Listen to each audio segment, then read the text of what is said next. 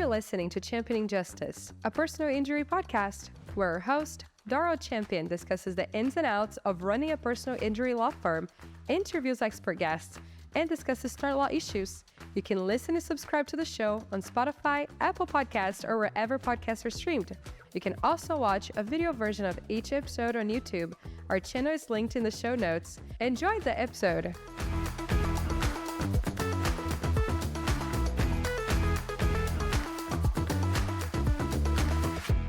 Thank you for listening to the Championing Justice podcast. Today, we have John Guzowski here to talk about finance and business issues for law firm owners.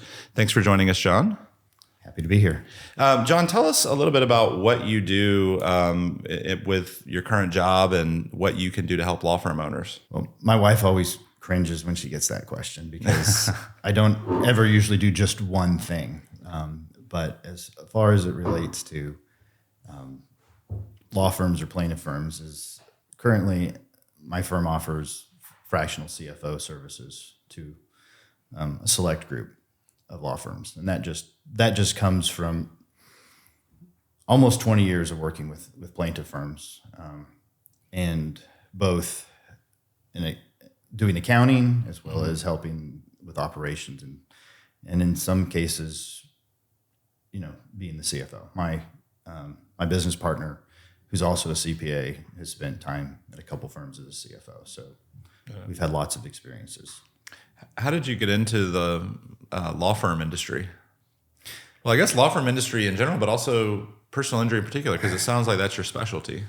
That's also a very interesting winding road from Let's hear it. From leaving, public accounting in my 20s and jumping into the venture capital world of startups and raising money and really enjoying medical device and biotech and technology. Never really anticipated that I would end up, this is not anything that was ever on my radar screen of what I would end up being the niche that I work so closely with. I imagine most people don't go to CPA school thinking, I want to be the CFO for plaintiff personal injury firms. It just sort of happens. So after raising a lot of money for various startups back in the late 90s and taking a company public, I was 29 and had this fantasy net worth with options and stuff of about $9 million. So I thought I was done. It all worked out. And then everything blew up and there was nothing. So I decided I didn't want to take equity anymore in businesses or really raise money for people. So I just started working with closely held businesses who were under 10 million in revenue that I felt that I could help increase the revenue and grow, because they were usually, it would be like family businesses or just people who just lack the sophistication within the businesses. So during that time, I started Abacus Advisors, where we offered outsourced bookkeeping and payroll and consulting CFO work for these types of businesses. And along the way, I ended up working for a client that was a medical doctor who had lots of various interests and ultimately convinced me to go full time. And I spent 10 years with him growing that business. Mm-hmm. And I always kept Abacus going on the side. My father, who's 83, still worked for me the whole time. He was a retired CFO, and so he did a lot of the bookkeeping, and he actually still works for Abacus today. Now, did Abacus, when you started Abacus, did it start out focused on law firms? No, okay. It was just, it had some medical practices and some interesting business within the medical community, some workers' comp billings, that type of stuff. Mm-hmm. But while working for this medical practice, that practice started getting into doing personal injury. Therefore, there was some introductions to some law firms. Mm-hmm. And I was just asked to meet with a lawyer one day and see if my dad and I could help them out with their business. Mm-hmm. Well, and that was when you realized there's an incredible need in the personal injury industry because we know nothing about finance. So I started considering doctors or lawyers. Well, medicine is difficult and the reimbursements were going down, and equal challenges in the business understanding and how business principles were applied. Sure. And I enjoyed the first few that I worked with. and just really didn't try to build it. But when I left the medical practice, 25 of my 40 clients were plaintiff firms. So, I went to the whole, you should have a niche. So, okay, this is going to be the niche. And we started growing it. And, just like I met you just through one firm, introduced me to another firm, introduced me to another firm. And when I sold the business a couple of years ago, we had 250 clients. Wow. And so you're no longer with Abacus, but you have a separate entity or business that you've created where you provide this fractional CFO work for, is Correct. it just law firm owners? Pretty much just law firms. The whole plaintiff industry has provided a lot of opportunities in the finance side of things. So we do some work for some of the different finance companies, whether it's medical funding or other type of stuff, both running those businesses. I operate a couple finance businesses in the plaintiff industry, as well as we are doing some CFO work for some entities that are not law firms, but they're still connected to the industry. So let's get into talking about finance and business issues, because this is something that a lot of lawyers ask me about. And, I think there has long been a belief that just being a good lawyer is good enough, that I'll just be really good at practicing law and things will happen. Maybe that worked 30, 40 years ago. It seems like the industry has changed a lot over the last, 10 years or so. And I've been exclusively handling personal injury cases since 2010. And just in that time, it seems like it's changed a lot, over 13 years. But how is finance different for law firm owners in the personal injury space than, say, maybe a traditional business, whether it's a medical practice or an accounting firm or some other professional industry? So it's important, of course, to recognize that your law firm is a business, which a lot of lawyers don't.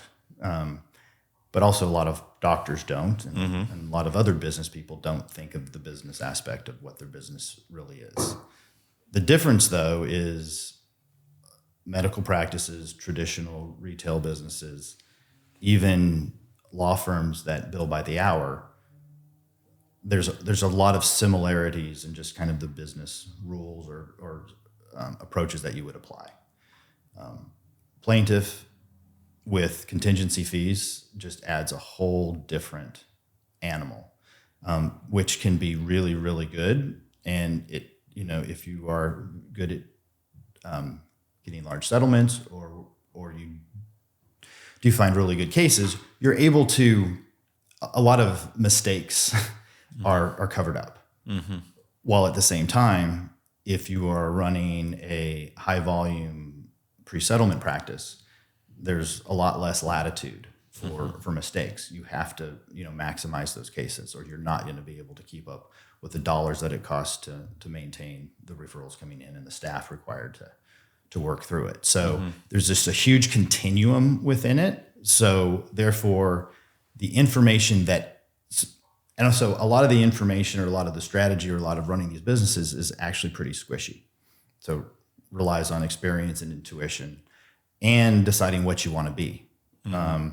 And, some folks want to be the high volume pre-settlement. Some people want to be the boutique, 8-figure only firm.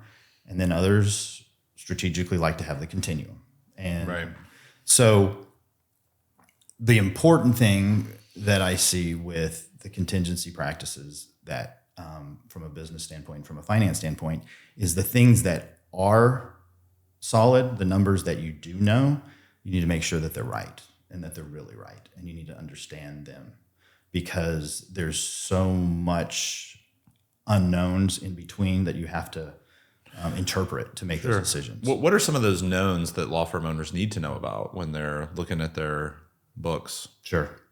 Well, first and foremost, the books have to be accurate. So, which means my practices, or what I advise people to do, is they need to be reconciled every month. And it's not just the bank account. You have to make sure that credit cards and other things that feed into a business, including how you're recording payroll, is all done accurately. classification is also important of your expenses so that you really do know how you're spending. And the realization that, case costs are not really expenses. They impact your cash flow, but you're effectively loaning the money to the case. Mm-hmm. So you're setting up a receivable or an asset. But even I think the biggest risk to firms, other than not keeping all their books or all the accounts really reconciled, is not treating the IOLTA account with the respect you're supposed to. Sure. Understanding Rule 115 is super, super important. And the amount of firms that I have encountered over the years that have challenges is amazing to me. Right. And it's really not that hard to keep it squeaky clean. Yeah. So you're talking about ensuring that you're not commingling funds, right? Ensuring that what goes into the IOLTA account is accurately tracked. The settlement disbursements are accurate. In terms of, one question I get asked a lot is, should you have a policy for once the check goes into the IOLTA, like a delay period before you disperse? Do you have a general rule of thumb for that? So it's been interesting. A lot of the answers that I have to a lot of these questions are either things that I've experienced personally or what I've seen in many firms. So they're best practices according to John. So there's not really a so you have a risk, right? If a deposit goes into an IOLTA account and for some reason it doesn't clear or gets reversed. Yeah, especially if you allow things to go in through ACH. So with ACH, things can actually be reversed for a certain period of time after they actually go in. Wires typically can't, but if checks, you have that risk, right? It takes, I've been told from various bankers, it can take 10 days to actually clear the Fed. So there are firms that have a policy that they will wait 10 business days from the point they make the deposit before they'll distribute any of the funds. So that can be a little bit inconvenient, especially if you have a client who knows their money's there and they really want to get paid out. It may have a serious financial need. Sure. Yeah. And a lot of times the firm has a serious financial need and needs the working capital. So I've asked some compliance attorneys about this just to help interpret the rules and what they think is best. And most of them, their answers are based off how liquid the firm is from an operation standpoint, because my understanding is that it is perfectly fine if you do disperse and the deposit is reversed, mm-hmm. and you have the ability to cover that by putting the money back in to the IOLTA account from operating or from some other means, then that's an appropriate remedy to that happening.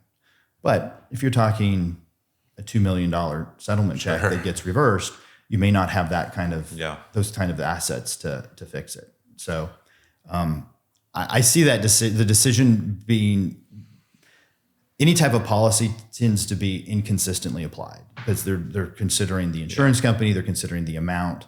So, like for example, if it's a bunch of insurance company checks that are under $50,000 and the company has some liquidity, or at least the partners have access to capital, they'll just go ahead and they'll deposit and disperse the same day. Mm-hmm. We've heard different things from different bankers, and sometimes it depends on the amount of the check. But we definitely have a policy. I don't think it's 10 days, but of just kind of waiting, and it does depend on the size of the check for a variety of reasons. One of the things that I wanted to talk a little bit about was when I was starting my firm, I didn't have a lot of money in the bank. And so I was in survival mode, as I've always said, where it's like, I just got to get cases. And one of the things I didn't realize was that I could actually get a credit line. Like I went and had lunch with somebody I went to law school with, and they were like, you should talk to this banker. It's the bank we've been with. the entire time, and they'll give you a credit line. I'm like, why would they give me a credit line? Like, I don't have anything. And they're like, well, it's your cases. Like, the cases you're taking with you can be the basis of a credit line. And I got a $75,000 credit line, and I thought it was like the most money in the world. I'm like, oh my gosh, this is great. I have this $75,000 cushion. And, a lot of lawyers don't understand that. And the other thing I found is a lot of lawyers don't use their credit line. Mm-hmm. They don't use it for case expenses. They don't use it for anything. So let me start off by asking, do you recommend that plaintiffs' firms have a credit line? And if so, how much should they have? And how do they determine how much they need?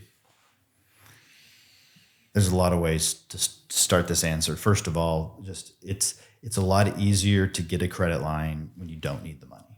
So, for example, let's exclude when you're starting the firm. We'll talk about that in a minute.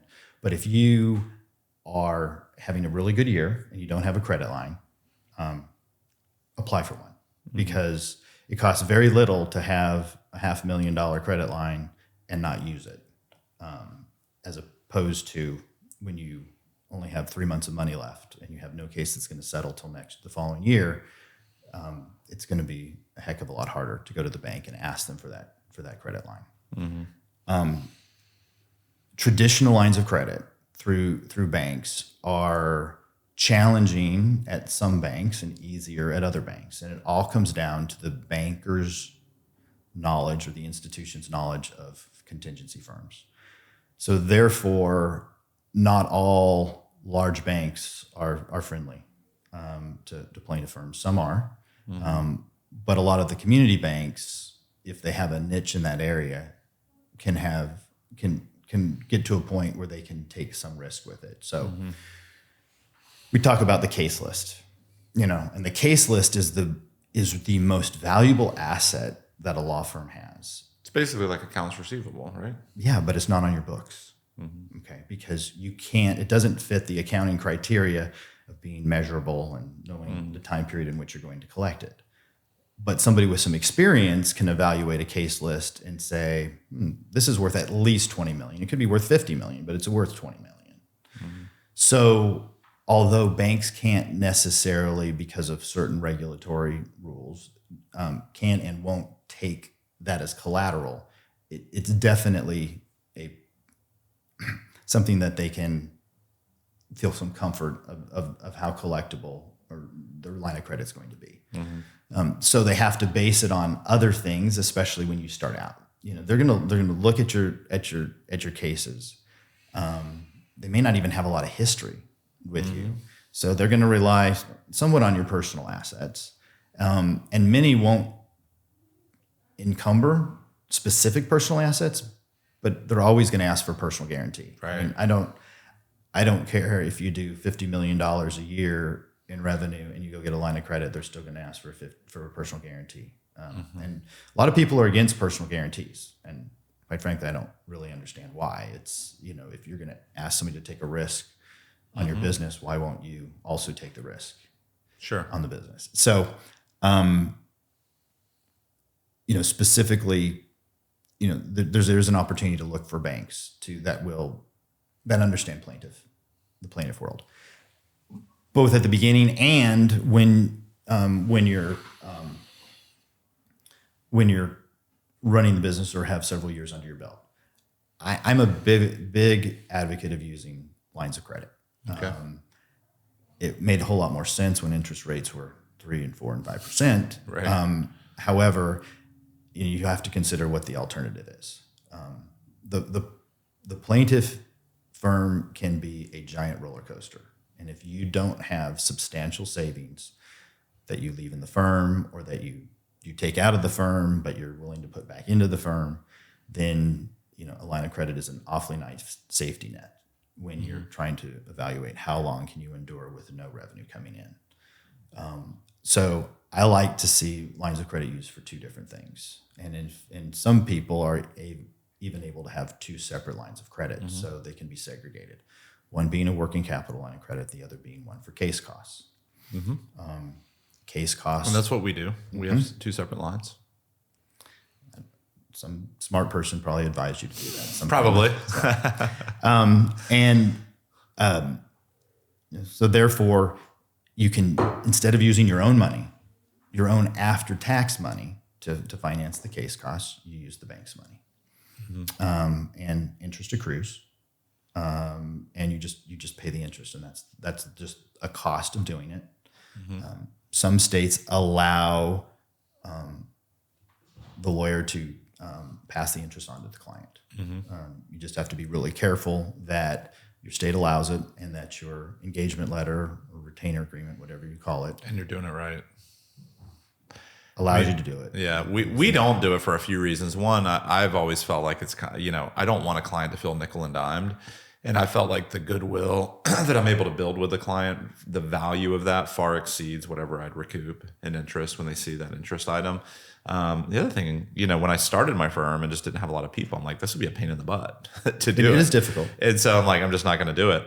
But how do you determine how much to have? Like, what's the ratio? And for example, let's say that at any given time you have $750,000 in case expenses outstanding.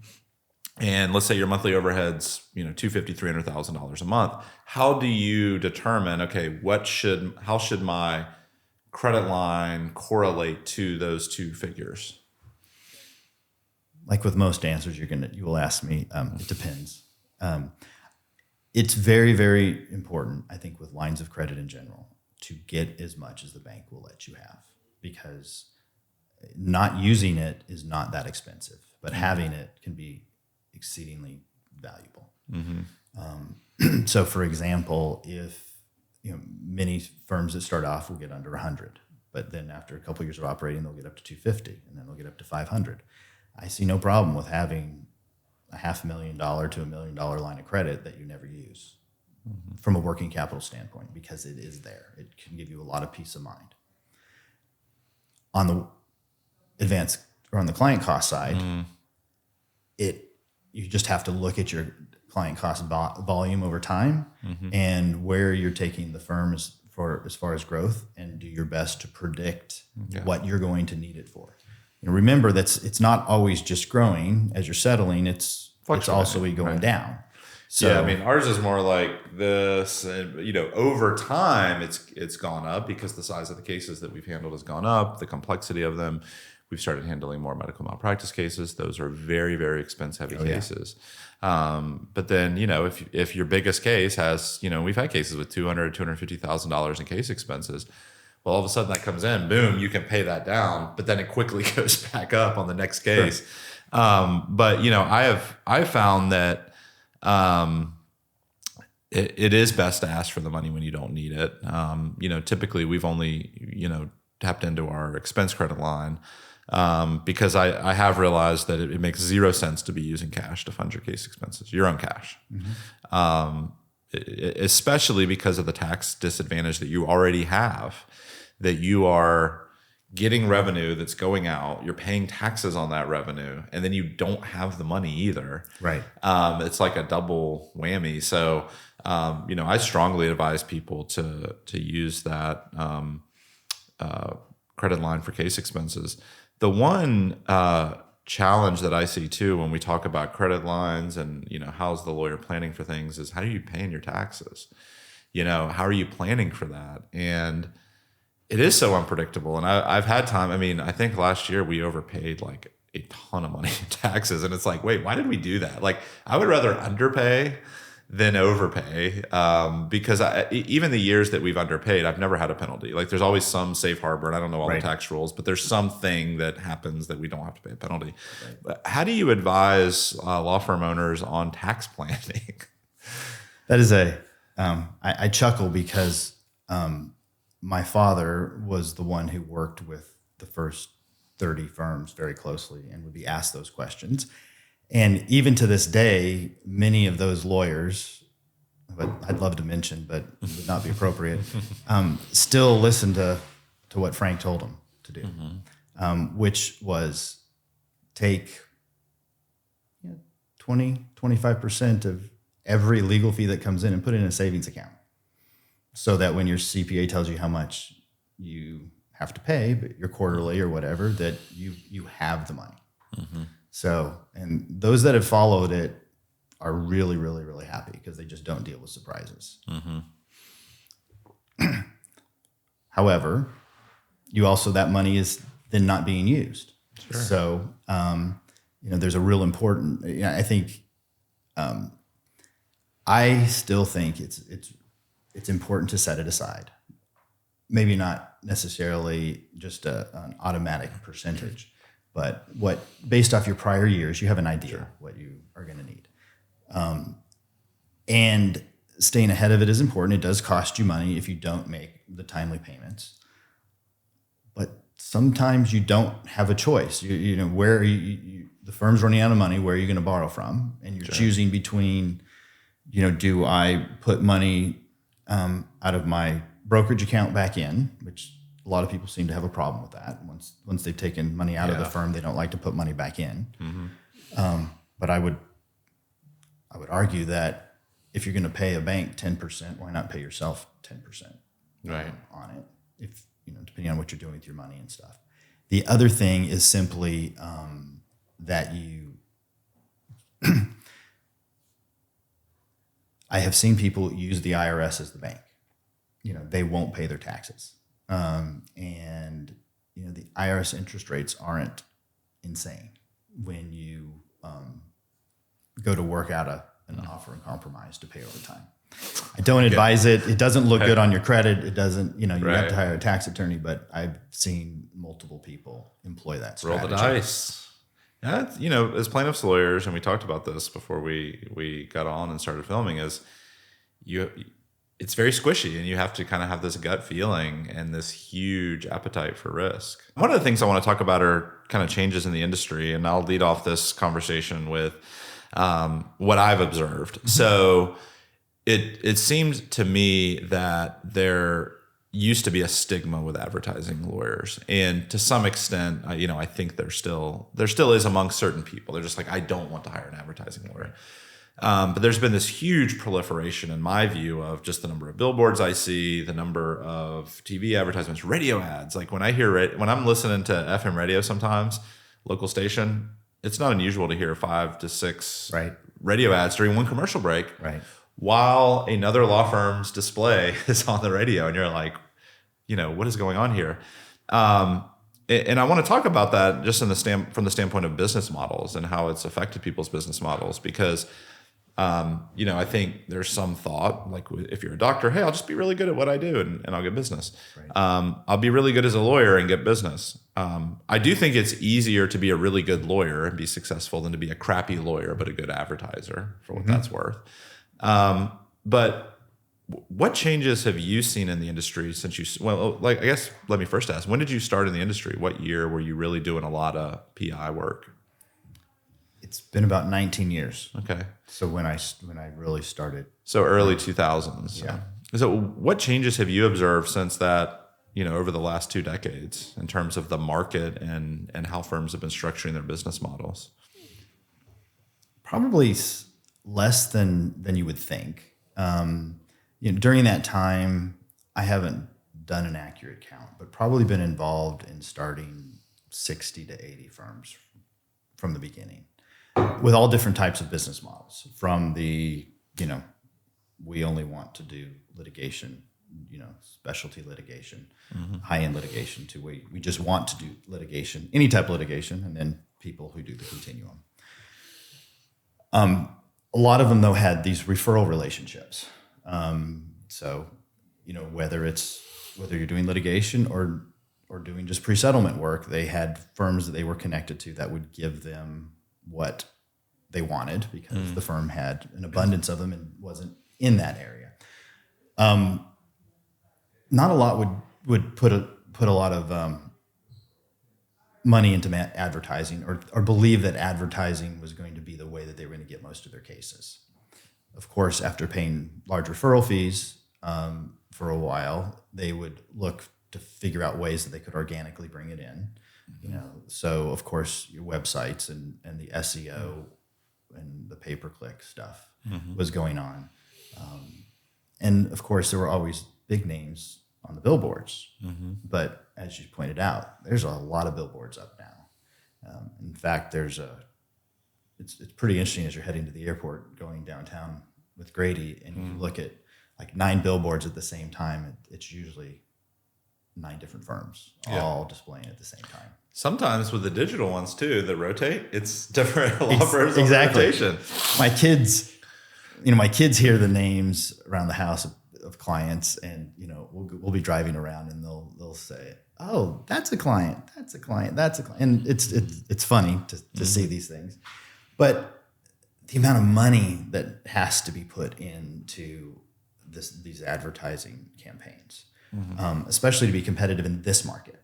Now, I've seen in more rural markets that even though the really big players are in there, if you can take the local approach to it and still put some money into the advertising, you can be pretty successful in picking that stuff up.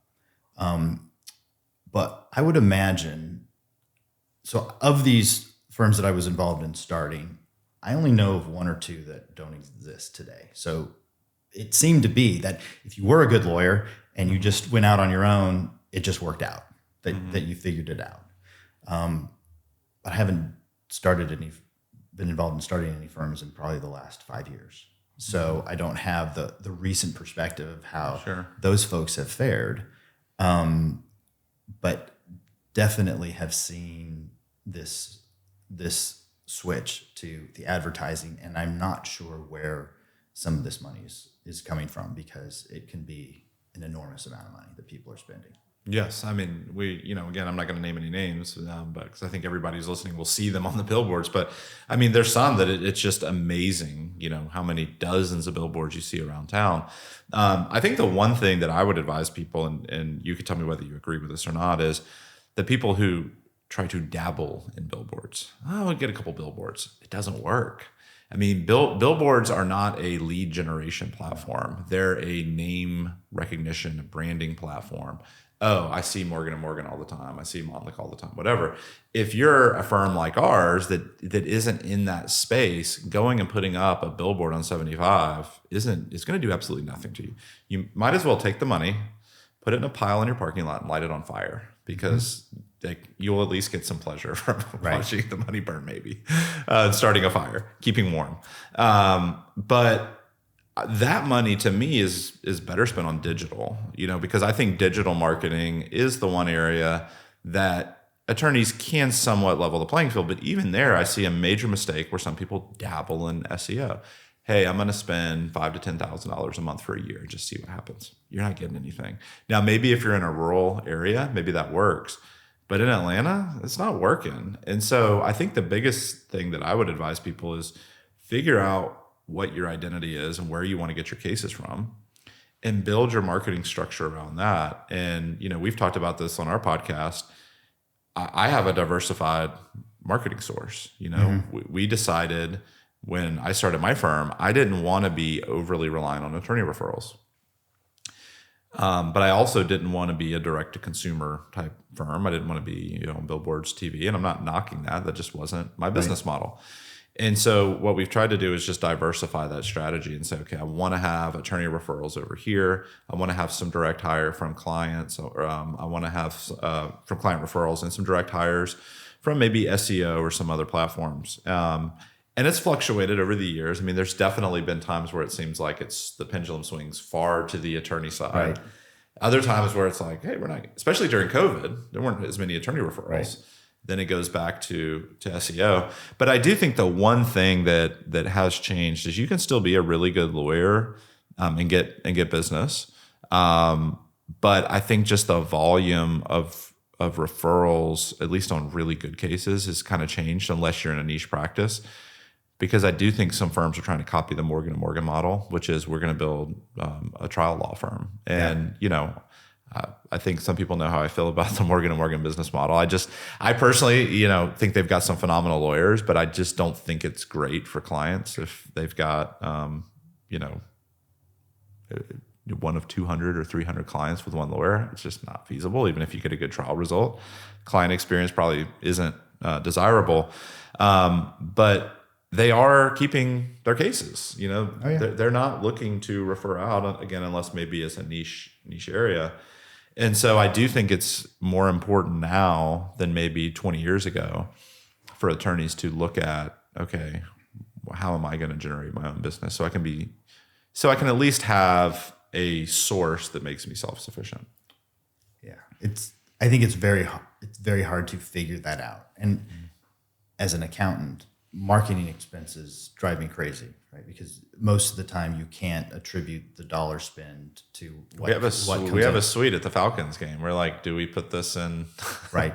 If I get the suite for a concert, if I opt in for it, where do we put that? Is that in the marketing bucket? Does it depend on who I took to the event? Well, and then take it down just the road of if you're spending $100,000 a month on billboards, and like you said, they don't necessarily, they help an overall campaign of awareness of a brand, and it doesn't, you didn't necessarily attribute that to it. So, I mean, I think there's a perfect example out there now. One of the most common billboard you see has no website and no phone number on it. So, and it is, all over the Southeast. I don't know how people remember the name to find the person, but they must, or there wouldn't be likely thousands of billboards out right now. Mm-hmm. So, marketing has to be just, to me, my belief is it has to be just this combined, multifaceted strategy that you just have to accept the fact a lot of time you're not going to know where the clients come from. However, what you don't know is you could be spending $1 million a month. So I've worked with firms with very large marketing budgets, and the argument always is you're spending, okay, you're going to spend an extra $200,000 a month now, and you don't necessarily see a remarkable increase in your leads or your cases. And I have always challenged, well, let's take it down and see, let's reduce our marketing dollars and see how much falls off. And of course the fear is, it's all going to go away. Mm-hmm. And I think you need to find what the right point is to spend. Well, there's also a lag time. Of course there is. Marketing campaigns. I mean, we do a lot of things that are branding. I mean, that's a lot of what our marketing strategy is. You don't get instant results from that. No. It's just reinforcing yourself. When you mentioned $1 million a month marketing budget, by the way, our marketing director sitting in here, she started thinking about all the ways she could spend $1 million a month on marketing. That's crazy. And I know, I mean, I don't think it's any secret. There are firms out there, and I'm not talking about the Morgan nationally. Everybody knows they're spending, just a crazy amount of money nationwide, but there's firms in Atlanta that are spending $1 million a month on marketing. Yes. But then where do you think the focus of the firm goes to? If you're spending that much money, you are focusing business-wise all on your marketing ideas and how many cases are coming in. Mm-hmm. But what about getting the cases through the system? Because... And that's the next thing that I wanted to mention too, is I see firms... there's a balance here, because there's firms that focus too much on being a business, and there's firms that focus on not being enough of a business. And what I see some lawyers do is they think, I'm going to spend all this money on SEO. Well, do you have the bandwidth to handle the calls if you have a large PPC budget? Is it going to be you handling it? Is it going to take away from you working on your cases? What happens when those people become clients? Are they going to be handled appropriately? What's the client experience going to be like? And I think you can look at Google reviews for some firms and tell when they're having problems. So I think growth, they've got to take into account that they are in a service industry. They're not, selling widgets. Right. And so focusing on that client experience is important. This has been a great conversation. I have a lot more to go through. So I want to talk about how attorneys can get paid. The associates in particular. Okay. So I get asked this question a lot is, what's your compensation package? And, sometimes it's interesting. Like, I will not have talked to 2 or 3 different people, and we will each have kind of a similar structure. And we're like, wow, like we each came up with this. So maybe it makes sense, or maybe we're all wrong. What are the ways that you've seen firms kind of structure attorney compensation within the firm? And I'm not talking about partners. Sure. We'll talk a little bit about that, but how are they getting paid, whether it's bonus, salary, combination of the two? I've seen a lot of different models, and I don't really have an opinion on which one is best, because different firms, different cultures, different pools of associates are motivated by different things. I think it's hard to have different systems within a firm, but it's hard to identify what is more successful than another one. Obviously, there's the much lower base pay, and then a bonus. Sometimes it's called a guaranteed bonus. So I'm like, why is it even called a bonus? Let's just go ahead and make it their salary. It makes the attorneys feel better, John, because they're right. They're some people are risk averse, and they're like, well, I don't want that fixed cost, so we'll just call it a bonus. It makes them feel better. Well, and then sometimes, if the firm does well, there will be money on top of the guarantee. Then there's people who, of course, track everything the associates do, whether they originate the case, whether they are lead on the case, whether they're just supporting the case.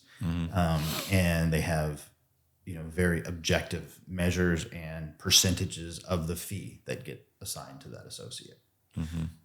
Sometimes the associates have control, and sometimes they don't, to impact that. Sure. So certain people would be really motivated by that. If somebody can originate and somebody, can be tenacious and take cases all the way, why wouldn't you do Sure. that?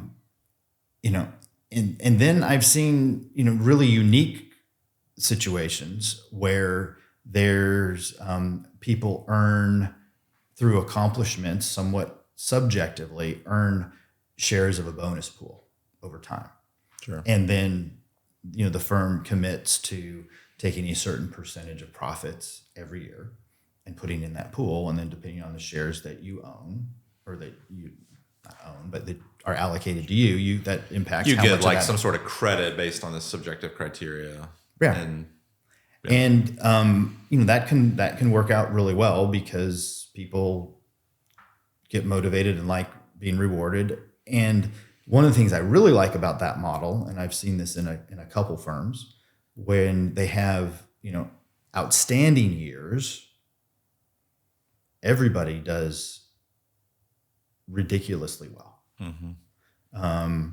And then you see firms that have the opportunity to do really, really well.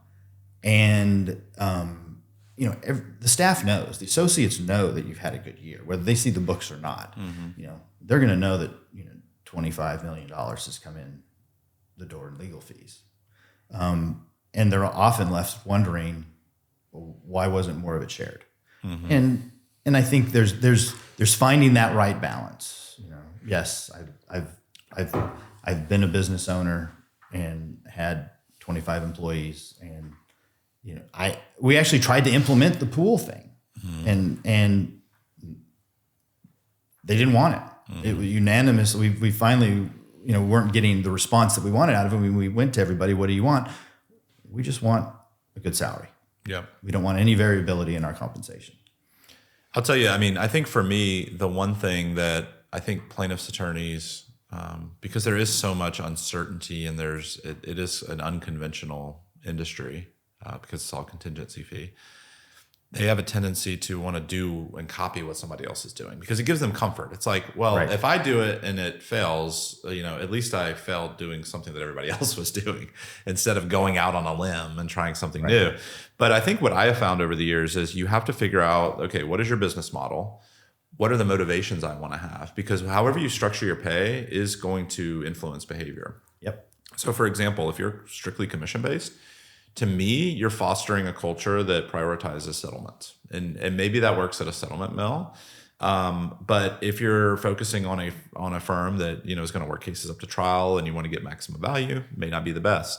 At the same time, if you have a firm that wants to foster collaboration and people working on cases together, having separate silos is going to discourage that, because they're going to be like the territorial about their cases. Yep. So what we've tried to do at our firm is not have a low salary, but not have the highest salary possible. They're not going to make what they'd make at King and Spalding. Right. But, have a good base salary that's tied to their years of experience. So if they're relatively new, it'll be one level. If they're really experienced, it'll be a little higher. And then have a structure that gives a percentage of the cases they resolve. So at least there's some certainty in the bonus structure. A lesser credit if they co-counsel the case with me or two people work on it together. There's credit for if the case goes to trial, whether they're first chair or second chair, they get some percentage of the fee. But the other thing that we do is we do give credit for case origination. And I think if you're a plaintiff's firm, you absolutely have to. Absolutely. Because what's going to happen is when you have a superstar employee and they're originating cases and they're not getting credit for it, they're just going to leave. Just start their own firm and say, well, I can get this. I do think the one thing, though, that is important is if you have a bonus plan, it can't be a black box bonus plan where nobody knows how it works. And I did that for a few years where it was, well, we'll just kind of do a rule of thumb and see how everybody, what kind of year it was. And it just creates bad expectations, which leads to my next topic. How do you pay staff versus attorneys, paralegals, legal assistants? Because we started out with, and I came from the firm that was kind of the mindset that you pay a little bit below market, you have a good year, you get bonuses. And what I found was, staff doesn't like variability as much as attorneys do. They just want to know, can they pay their bills? But when you do go bonus heavy on some years, let's say you give, a paralegal a $35,000 bonus, like, wow, this is great. But the next year, maybe they get $15,000, still a good bonus, but they're comparing it to the 35. And it's like, well, I got, $20,000 more last year and they're upset. What have you seen in terms of staff compensation and how people pay their staff? I think you already stated the most likely place where people end up, which is bonuses become expectations, and in which case they're really not bonuses. So I've seen everything from underpaid to heavy bonuses to similar type of situations like I just described with associates, to paying above market, because having the right person in the right seat doing the right thing can be invaluable, and then losing that person can be devastating. Yeah. So what does an extra $5,000 or $10,000 a year matter? Sure. When you lose them, you really consider that. So those are things that I've seen. What I would do if I were setting up a firm and doing it, I would pay a little above market so that I can attract and retain. Mm-hmm. And if I gave bonuses to the staff, it would be along with a lot of transparency of the success or challenges of the year so that people could attribute it to that so that it's not an expectation. Mm-hmm. Yeah, I think you kind of touched on a point there that I didn't mention, which is attracting and hiring people.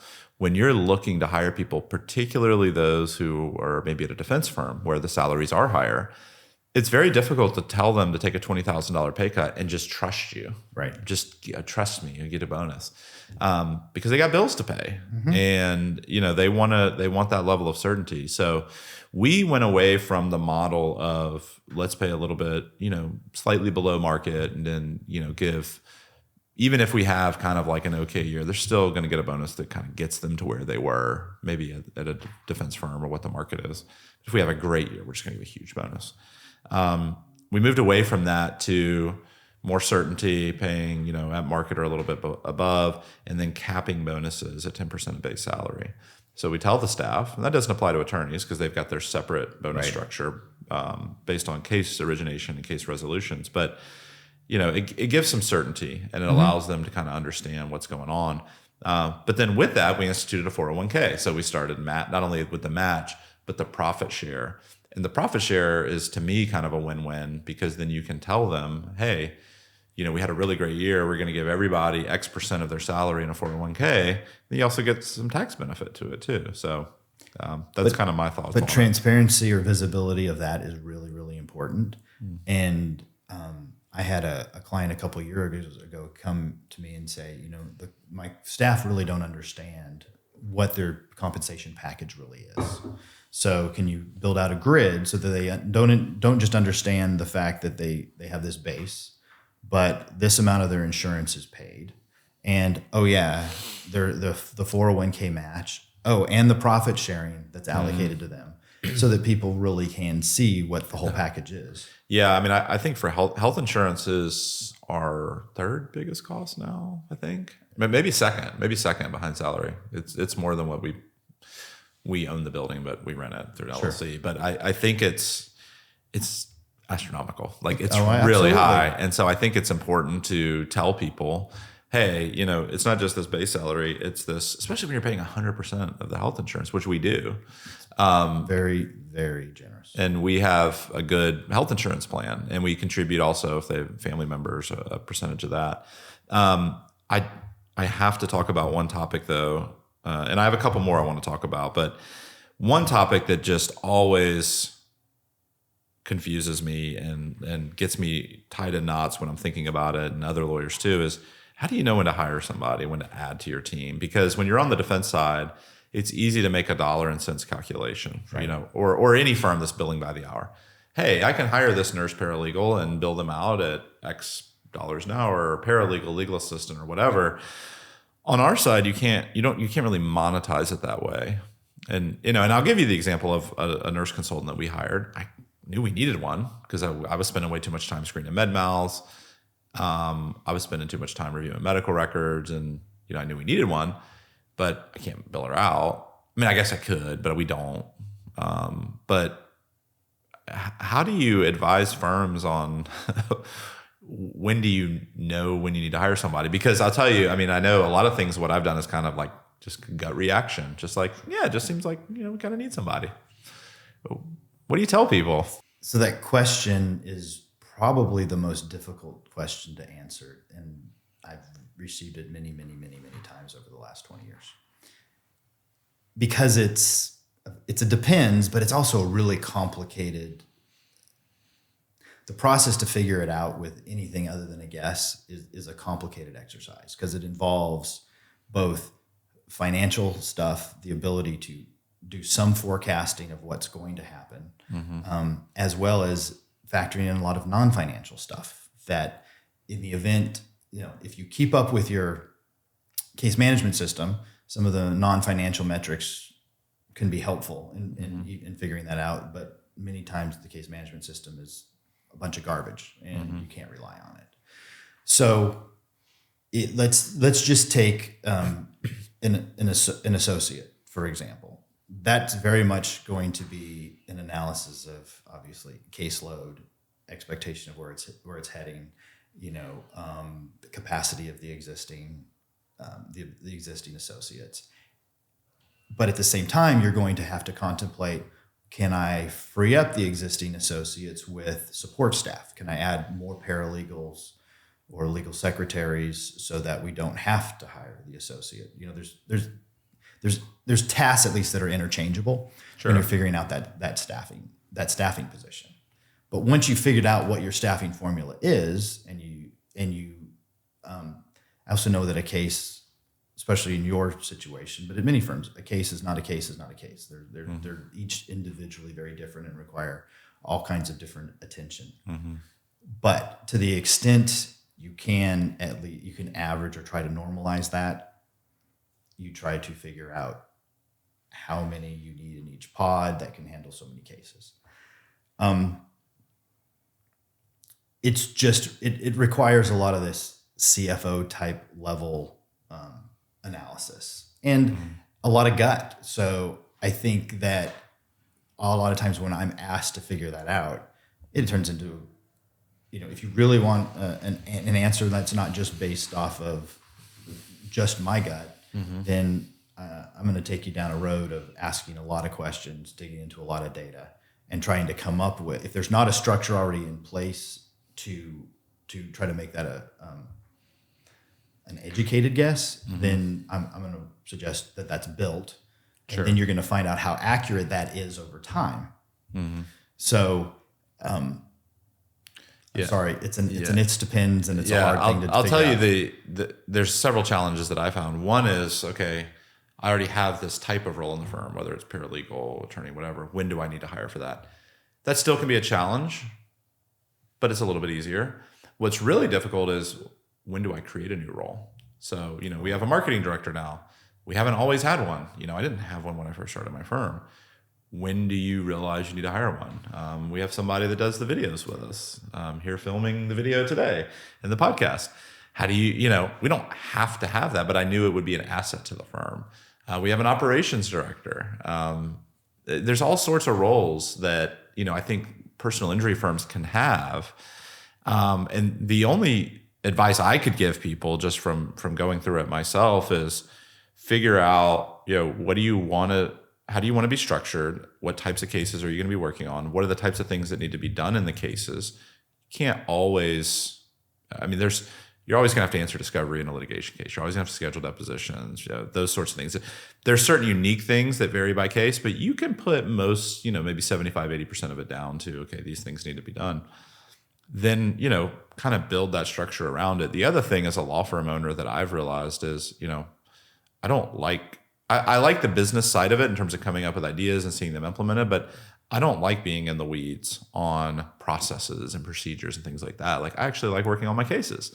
And so, having people in place that can do that and implement that, and I can say, okay, I want this done on every case. I have no idea how it should be, done and what that process should look like. Y'all figure it out. That to me fits me more, but I know people that they want to be in the weeds doing that. Well, so you like doing cases, but you recognize the fact you have a business here and you put people in these positions to treat it like a business.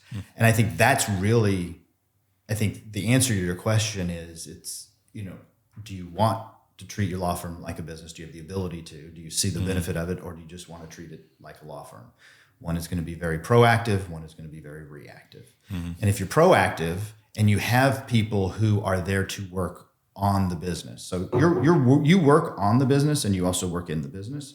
But part of you working on the business is recognizing that you need people who need to be working on the business all the time and are willing to make that investment to do it. And it has served you well. So it's really hard to make the time to work on the business and even sometimes even recognize that it is a business.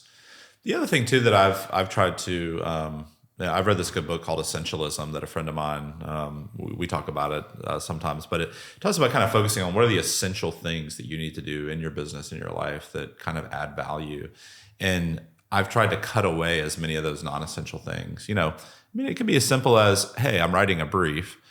I want to do the strategy, the substance of it, but I don't need to be going through and plugging in sites for the record all the time.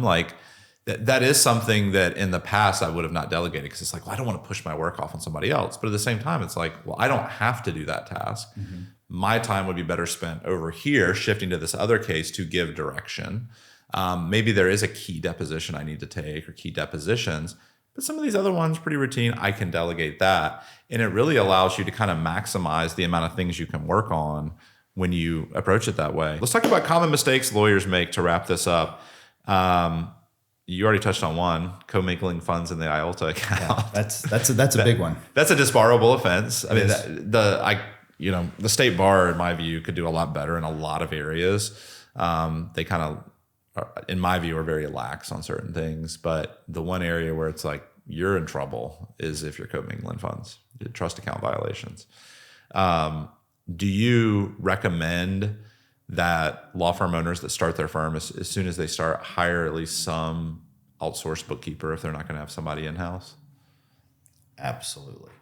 Even if you have somebody in-house, of course, I sold that service for a long time. And the biggest, even though the services that Abacus does evolved as clients asked for more stuff, it really started out with, there was in-house bookkeepers, but you used us to reconcile everything and make sure it was all coded. So it gets into the whole internal control, segregation of duties, somebody else looking at it, but it also helps get it done. That's the biggest thing that I see is that people they'll record stuff, but they won't do the reconciliations. And the reason the reconciliations are so magical, and I don't want to go down this road on too much of a tangent, is because that's when you see what's missing or what's wrong. And it's also where you see fraud and mistakes.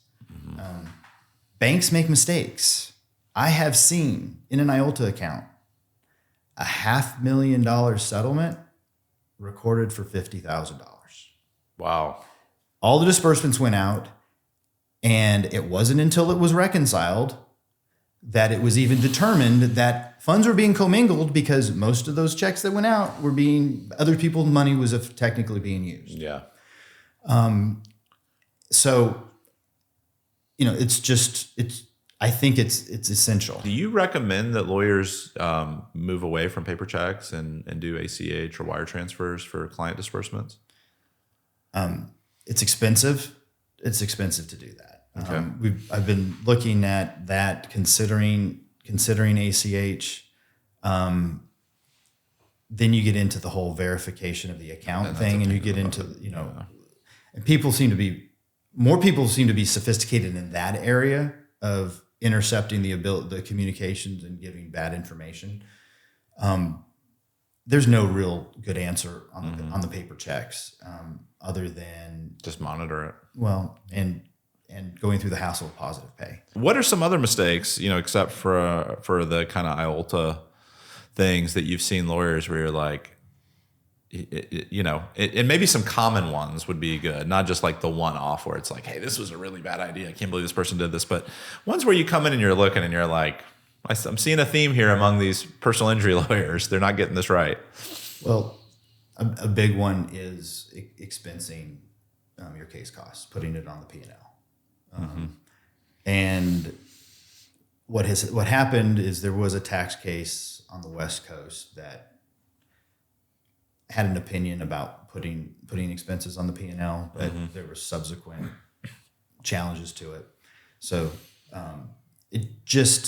it creates all kinds of challenges, because if you're doing that and you don't have a good system in place for tracking where it's coming from, or what cases they're related to, then all of a sudden you're can be years down the line, you're settling a case and you've got to try to figure out where your expenses, which means you've got to go through years of P&Ls, as opposed to the balance sheet where it stays indefinitely until you take it off. So what you're talking about is some lawyers will put it on their P&L and actually take it as like a business expense for that year. Yes. To reduce their taxable income. Correct. And then if they do that, they're not supposed to do that in the first place. But if they do that, they have to then treat it as income when it comes back into the firm. The correct way to do it is it's essentially a loan.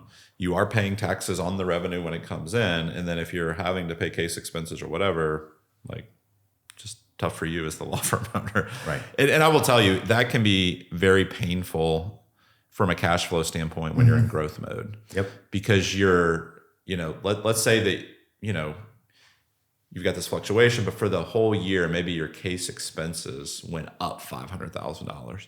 Well, not only do you not have that $500,000, but you're having to spend, $200,000 or whatever on all the taxes associated with it. It can be really painful, which is why the credit line is so important. And why I think having that so that you can have that peace of mind is important. So another thing, just because you wanted some common things, sure. And that is, not using a case management system or not using the case management system the way it's intended. It's talking about whether it's Clio, Filevine, CasePeer, whatever. I have those that I like better than others, but that's not my point. It's simply that whatever you have, make sure the information is complete and accurate in it, because crappy data isn't useful. Garbage in, garbage out. Absolutely. Yeah. I think that's the biggest thing too. You can make these kind of gut reaction decisions, which are important to do when you're in a contingency fee practice. We talked about that. Sometimes you just got to kind of go with your gut. But there's times where like my gut has been telling me one thing, and then I actually look at the data and ensure that the data is correct. And I'm like, my gut reaction was wrong. Like, we actually haven't been getting many attorney referrals last year or whatever, or we actually have been getting, less internet cases than I thought we did, because it just seemed like we were getting more, but maybe a lot of them weren't valid cases. So I do think it's important to look at that data and because there is so much uncertainty, like you said, at least make the database decisions that can be made with the right data. Absolutely. But within the last month, I have seen the best data of my career out of a case management system on items that, first of all, I know it's all the data is accurate just because of the culture of the organization that's keeping it. There's actually more data than I would even know how to use, but the decisions that could be made with this data is limitless. And there's just not a commitment. It's not a priority. Keeping the IOLTA clean is not a priority for many firms. Keeping your financial statements clean is not a priority, and keeping your case management data is not a priority. Well, that's really, really helpful.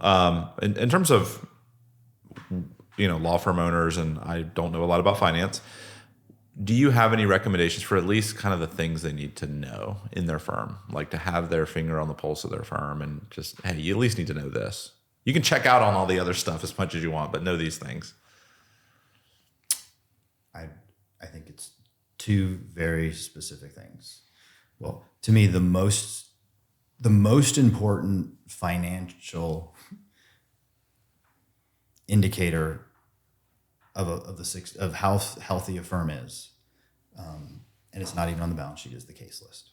I think is understand your case list, understand your inventory, understand the approximate value, time frame where it is, because keeping track of that and knowing where that is can give you an awful lot of peace of mind. Even if you have to weather a rough time, having confidence that 9 months out there's a very large settlement is very, very important.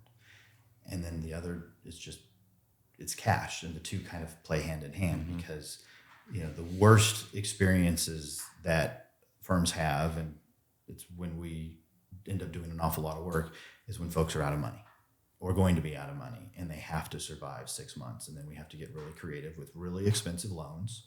And if you have a good case list, you can get those loans 20%, but you can get those loans. I think that's the most important thing for me when I looked at structuring my business model, was to try to, understand there's going to be a roller coaster, but let's try and even out some of those dips as much as we can. And if you've only got, let's say you're a boutique firm, you only have 15 cases, there's going to be a lot of dips. The highs may be really high, but there's going to be a lot of dips. And some people are okay with that, and that's what they want to work on. Other firms want to have more stability, and I don't want stability for stability's sake necessarily. I just kind of knew overall what are the types of cases that I wanted to work on and the variety. And so I guess that would be kind of my parting advice as we finish up here, is for law firm owners to kind of come up with a plan that's unique and works for them, instead of just saying, hey, I'm going to copy what Darl's doing or this other firm that I see on billboards.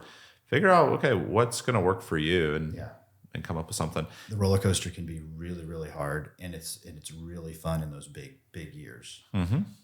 So one is, if you have the big years, leave enough money in the firm so that you can get to the next big year, or consider another business, another type of law to intermix with what you do that might be more consistent. Because some of the best models I've seen are folks who find a type of law with recurring revenue, whether it's family or legal or something, that they build up big enough to cover their monthly burn.